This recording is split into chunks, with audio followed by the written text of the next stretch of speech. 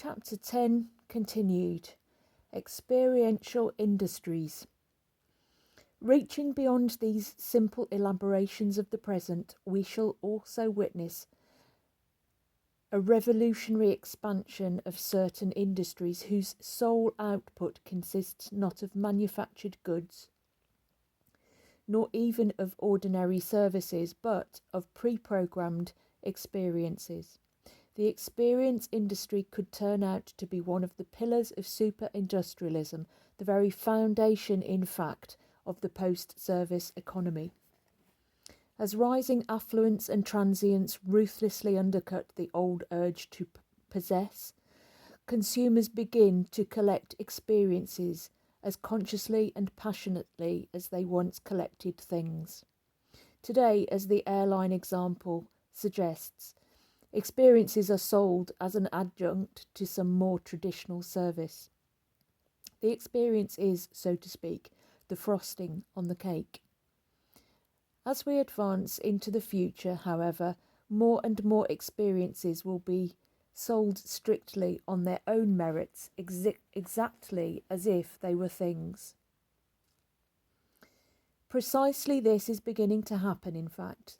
This accounts for the high growth rate visible in certain industries that have always been, at least partly, engaged in the production of experiences for their own sake. The arts are a good example. Much of the culture industry is devoted to the creation or staging of specialised psychological experiences. Today, we find art-based experience industries booming in virtually all the techno-societies.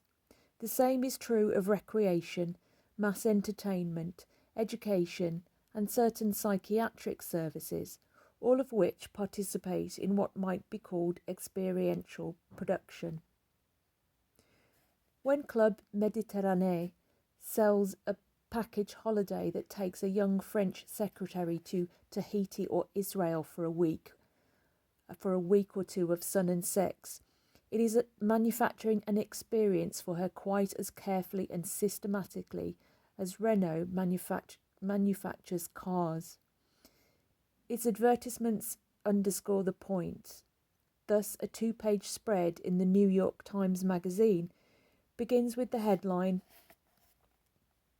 "Take 300 men and women, strand them on an exotic island and strip them of every social pressure." Based in France, the company now operates 34 vacation villages all over the world.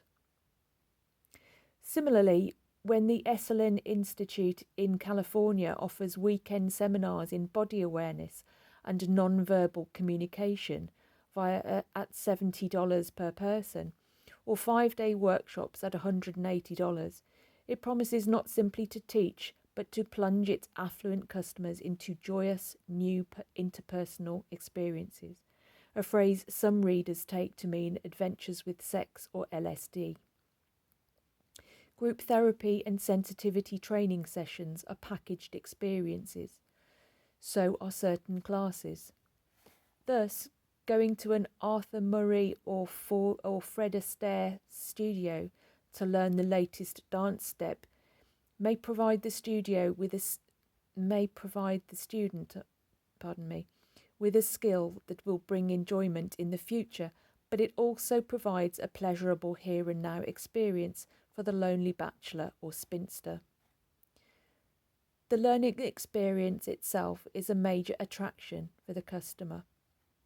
All these, however, provide only the palest clue as to the nature of the experience industry of the future and the great psychological corporations, or Psych Corp, that will dominate it.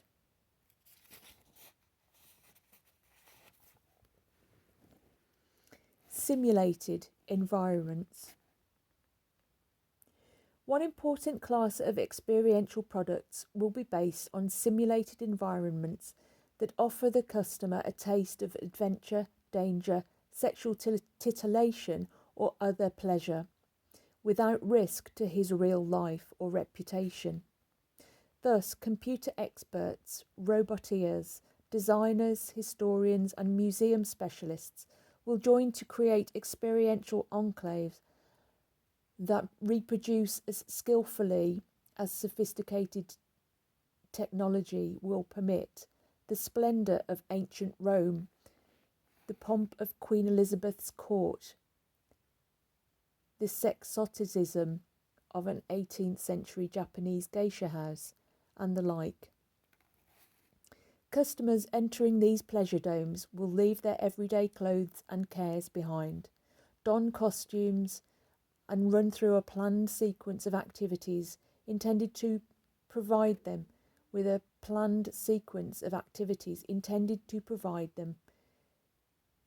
first-hand taste of what the original, i.e. unsimulated reality, must have felt like. They will be invited, in effect, to live in the past or perhaps even in the future. Production of such experiences is closer than one might think. It is clearly foreshadowed in the participatory techniques now being pioneered in the arts. Thus, happenings in which members of the audience take part may be regarded as a first stumbling step towards these simulations of the future. The same is true of more formal works as well. When Dionysus in 1969 was performed in New York, a critic summoned up the theories of its playwright Richard Schechner, Schechner, in the following words: "Theatre has traditionally said to an audience, 'Sit down and I'll tell you a story.' Why can't it also say, 'Stand up and we'll play a game'?" Schechter's work, based loosely on Euripides, says precisely this, and the audience is literally invited to join in dancing to celebrate the rites of Dionysus. Artists also have begun to create whole environments, works of art into which the audience may actually walk and inside which things may happen. In Sweden, the Moderna Museum has exhibited an immense papier-mâché lady called She, into whose innards the audience entered via a vaginal portal. Once inside, there were ramps, stairways, flashing lights, odd sounds, and something called a bottle-smashing machine. Dozens of museums and galleries around the US and Europe now display such environments. Time magazine's art critics suggest that their intention is to bombard the spectator with wacky sights, sounds, and otherworldly sensations, ranging from the feeling of weightlessness to hopped-up psychedelic hallucinations. The artists who produce these are really experiential engineers. In a deceptively shabby shopfront on a lower Manhattan street, lined with factories and warehouses, I visited Cerebrum, an electronic studio of participation, where for an hourly fee, guests are admitted into a startling white high-ceilinged room. There, they strip off their clothing, don semi-transparent robes, and sprawl comfortably on richly padded white platforms.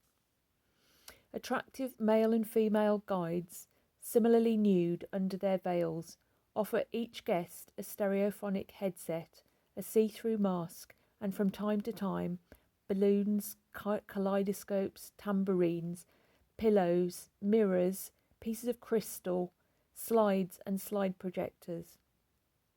Folk and rock music interspersed with snatches of TV commercials, street noises and a lecture by or about Marshall McLuhan fill the ears. As the music grows more excited, guests and guides begin to dance on the platform and the carpeted white walkways that connect them. Bubbles drift down from machines in the ceiling. Hostesses float through, spraying a variety of fragrances into the air. Lights change colour and random images wrap themselves around the walls, the guests and the guides. The mood shifts from cool at first to warm, friendly and mildly erotic. Still primitive both artistically and technologically, Cerebrum is a pale forerunner of the $25 million super environmental entertainment complex its builders enthusiastically talk of creating someday. Whatever their artistic merit, experiments such as these point to far more sophisticated enclave building in the future. Today's young artists and environmental entrepreneurs are performing research and development for the psych core of tomorrow.